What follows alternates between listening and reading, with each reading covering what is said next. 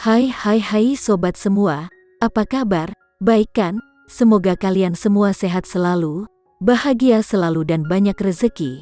Kali ini Mimin mau melanjutkan cerita dari novel Ternyata Suamiku Penguasa. Semoga cerita ini bisa menghibur kalian semua ya, dan bisa menemani hari-hari kalian semua. Oh iya, jangan lupa bantu like dan komen ya biar Mimin tambah semangat uploadnya. Kalau begitu yuk langsung saja ke ceritanya, cekidot. Dia tidak dapat menemukan alasan untuk menolak bosnya. Setelah Bastian pergi, Putri segera mengeluarkan ponselnya dan mengirim pesan kepada Randy. Tuan Randy, bos saya memiliki sesuatu untuk didiskusikan dengan saya pada siang hari. Maaf, aku tidak bisa makan siang denganmu. Setelah mengirim pesan, Putri menarik napas lega. Sekarang dia bisa fokus pada pekerjaannya dengan tenang. Ketika pesan teks Putri tiba, Randy sedang rapat di ruang konferensi, mendengarkan rencana akhir sebuah proyek besar. Melihat dua kata Putri yang terpampang di layar ponsel, sudut mulut Randy sedikit berkedut. Semua orang bisa melihat bahwa bos besar sedang dalam suasana hati yang baik. Namun, tepat setelah bos besar mereka selesai membaca pesan teks, semua orang menemukan bahwa suasananya langsung menjadi tegang sehingga membuat semua orang gemetar. Randy mengangkat alisnya dan berkata dengan dingin, "Rizal, bagaimana perkembangan rencana pembelian PM Corporation?" Rizal buru-buru melaporkan, "Bos Randy, tim Sandiga sedang bernegosiasi dengan penanggung jawab PM Corporation. Kita seharusnya bisa mendengar kabar baik akhir pekan depan." Nyatanya, tidak mudah membeli perusahaan multinasional. Butuh banyak waktu hanya untuk menanganinya. Namun bagi Sandiga Group, masalah tersebut tidak menjadi masalah. Dengan tim terampil mereka, tidak peduli seberapa sulit untuk memecahkan masalah ini, itu akan mudah bagi mereka. Namun, pertemuan kali ini membahas proyek penting lainnya. Itu adalah proyek besar yang telah mereka persiapkan atau hampir 1 tahun dan telah menginvestasikan banyak uang dan tenaga. Itu juga salah satu proyek terbesar sepanjang tahun. Bagaimana bos mereka bisa menyebutkan sesuatu yang berada di luar jangkauannya selama pertemuan penting seperti itu? Banyak eksekutif berpangkat tinggi di ruang konferensi tidak memahami situasinya, tetapi Rizal dan Dion jelas tahu tentang hal itu. Mereka takut terjadi sesuatu pada Putri Bramasta. "Lanjutkan," Randy berkata dengan wajah muram. Pertemuan yang tadinya terputus dan sekarang bisa dilanjutkan. Kali ini, semua orang tampak berhati-hati saat berbicara, takut terkena kata-kata bos mereka. Putri sangat sibuk di pagi hari, jadi waktu berlalu dengan cepat. Jika bukan karena Direktur Bastian yang meneleponnya, dia bahkan tidak akan menyadari bahwa sudah waktunya makan siang.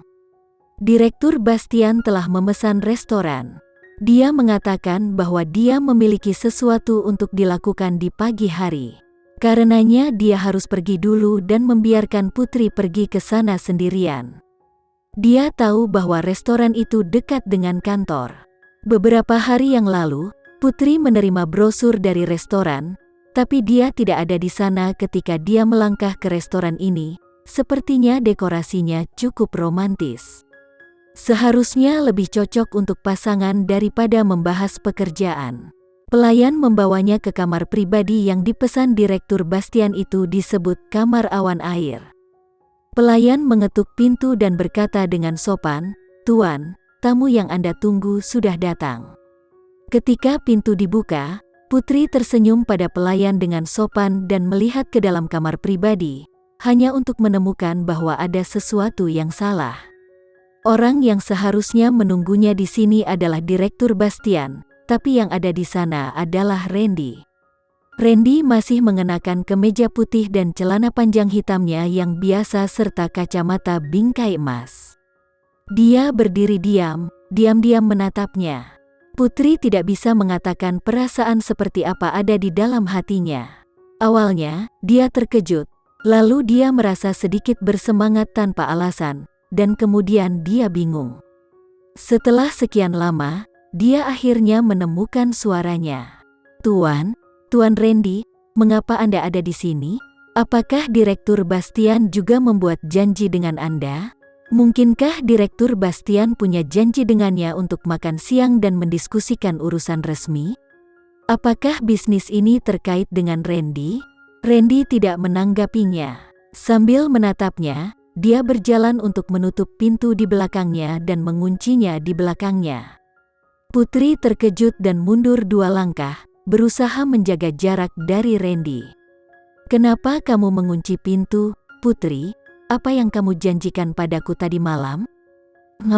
Randy mendekatinya selangkah demi selangkah dan menatap wajahnya yang dalam, seolah ingin membuat lubang di wajahnya. Dia berjanji untuk makan siang dengannya, tetapi dia juga mengirim pesan teks di pagi hari dan membatalkannya. Apakah dia tidak melihatnya? Saat berikutnya, Putri ditarik ke dalam pelukannya oleh pria di depannya. Wajahnya membentur dadanya yang kokoh, sangat menyakitkan. Dia berbalik dan menekannya ke dinding. Hujan badai ciuman jatuh di dahinya, di antara alisnya, pangkal hidungnya, dan akhirnya berhenti di bibir merahnya dan bertahan lama. Putri ingin mendorongnya menjauh, tapi gagal.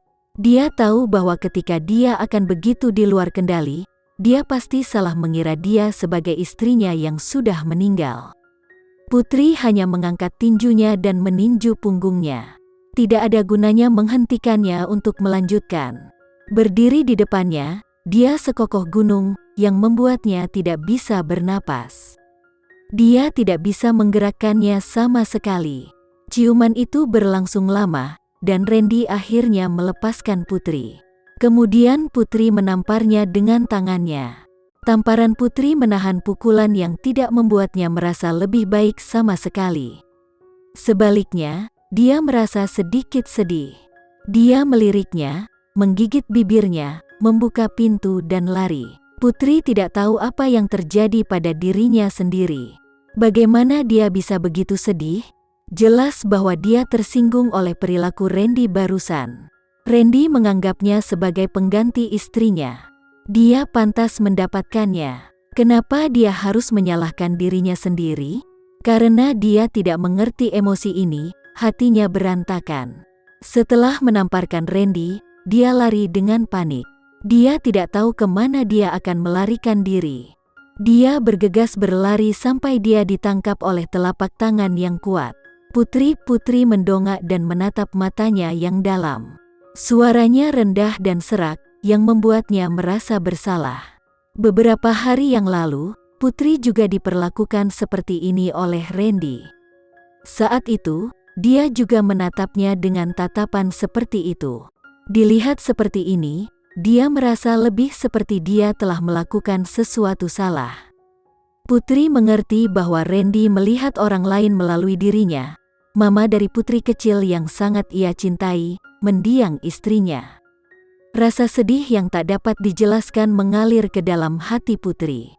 Dia tidak tahu kapan matanya dipenuhi air mata, dan air mata diam-diam mengalir dari sudut matanya.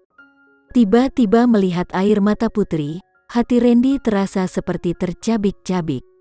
Putri jarang menangis. Dalam ingatan Randy, dia hanya meneteskan air mata beberapa kali, dan setiap kali dia akan bingung. Apalagi sekarang, dia telah membuatnya takut sampai menangis, dan dia tidak tahu bagaimana memperbaikinya, sehingga dia bisa berhenti menangis. Randy memeluknya dan menyeka air matanya dengan jarinya. "Putri, aku tidak bermaksud menakut-nakutimu. Aku hanya marah. Kamu berjanji untuk makan denganku, tetapi dibatalkan karena pria lain. Aku cemburu." Randy pernah mengatakan hal serupa. Saat itu, dia mengatakan bahwa dia akan cemburu karena dia adalah istrinya. Sekarang dia cemburu karena dia. Putri mengerucutkan bibirnya dan menahan air mata yang akan keluar dari matanya. Dia berkata, "Aku tidak ingin makan denganmu, bukan karena orang lain, tetapi karena kamu." Catatan yang dia tulis sangat menjijikkan dan murahan. Bagaimana mungkin dia tidak tahu? Mengapa Randy memikirkannya dengan hati-hati? Setelah panggilan tadi malam, dia menerima pesan teks darinya hari ini. Dia tidak pernah melakukan apapun padanya. Dia benar-benar tidak tahu apa kesalahannya. Putri melanjutkan, jika kamu benar-benar ingin mengejarku, kamu harus melangkah selangkah demi selangkah. Jangan mengirimiku bunga apapun dan jangan menulis catatan vulgar seperti itu. Bunga apa? Catatan apa? Randy sangat bingung. Segera, dia mengerti arti kata-kata Putri. Tampaknya seseorang telah mengirim bunga dan catatan kepada Putri atas namanya. Kecuali Priscilia, Randy tidak bisa memikirkan orang lain yang akan berpikir bahwa ini akan lucu. Kamu tidak tahu, Randy sepertinya tidak berbohong. Yang paling penting adalah Putri tidak percaya bahwa catatan seperti itu akan ditulis oleh Randy. Randy menggelengkan kepalanya. Bahkan jika dia sudah tahu siapa yang melakukannya, dia tidak bisa mengatakannya saat ini. Priscilia adalah adiknya. Apa yang dia lakukan sangat mungkin di bawah instruksinya. Agar Putri tidak salah paham, dia berpura-pura tidak tahu apa-apa. Kring, kring, kring. Telepon Randy tiba-tiba berdering, dan dia berkata, "Maaf, aku akan menjawab telepon dulu." Putri sudah menyelesaikan kalimatnya.